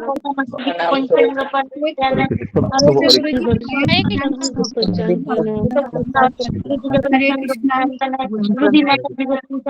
कृष्णा। शिखा माता जी का पंचांग माता जी। हरे कृष्ण हरे कृष्ण हरे हरे कृष्णा हरि पंचांग हरे कृष्ण सभी भक्तों को हरे पंचांग प्रणाम। कृष्ण प्रतिभा माता जी गुरुजी, आप अंत से होंगे। हरे कृष्णा रूबी माता जी, आप हरे कृष्ण मुंबई से माता हैं जी। ना? सुजाता माता जी, आप मुंबई से हैं ना? जी माता जी। तो आप हरे कहाँ से कृष्णा। रहने वाले हैं, कभी बैठेंगे? हरे कृष्ण माता जी। मुझे समझ नहीं आ रहा आप क्या बोल रही है। बोल रही हूँ आप मुंबई से ही कॉल जाएंगे करूँ? ना? आप मुंबई से है ना? गुरुजी बता रहे थे। जी जी जी माता तो जी आप कौन से शाम वाली ट्रेन से है 20 तारीख को? जी माता जी मेरा कैंसिल हो गया, मैं नहीं आ पाऊंगी माता जी। क्यों? जी वो थोड़ा प्रॉब्लम है घर में, इसीलिए माता जी। आते तो अच्छा रहता है ना, मुझे आपके साथ मिलते। जी माता जी मेरा बहुत मन है आने का, पर अभी घर के परिस्थिति को समझते मुझे चलना पड़ेगा ना, इसीलिए माता जी मैं नहीं आ पाऊंगी। मुझे खुद को बुरा लग रहा है अभी। अगर आपको टिकट में प्रॉब्लम होगा तो मेरे साथ आ सकते हैं। नहीं नहीं माता जी मुझे टिकट का कोई प्रॉब्लम नहीं है। मेरा बच्चा है और थोड़ा घर की परिस्थिति ठीक नहीं है, और मॉम का थोड़ा मेरे पैर मतलब मम्मी के पैर थोड़ा फ्रैक्चर हो गया मेरे सासू माँ के, तो वो भी थोड़ा प्रॉब्लम है इसीलिए।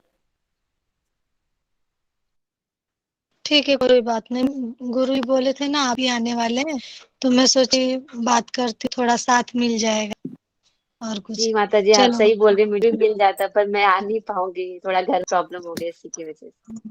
कोई बात नहीं। जी माता जी, हरे कृष्णा माता जी, हरे कृष्णा श्रीका माता जी, हरे हरे कृष्णा कृष्ण सुजाता, प्रियंका हरे माता कृष्णा जी। सुश्री माता जी, हरे कृष्णा प्रियंका माता जी, हरे कृष्णा काजल माता जी, हरे कृष्णा ज्योति माता जी, हरे कृष्ण शिखा सभी माता जी, को रूबी माता जी, पंचांग प्रणाम। हरे कृष्णा प्रियंका माता जी, पंचांग प्रणाम। हरे प्रभु जी को पंचांग हरे कृष्णा ज्योति माता जी, पंचांग प्रणाम। हरे कृष्ण सारे भक्तों को पंचांग प्रणाम। हरे आप भी नहीं आ रहे हैं ना कृष्ण। प्रियंका माता जी? हरे कृष्णा सभी भक्त मैं भी नहीं आ रही हूँ माता जी, आने का बहुत इच्छा है, घर के वही वैसे मेरा भी वही है।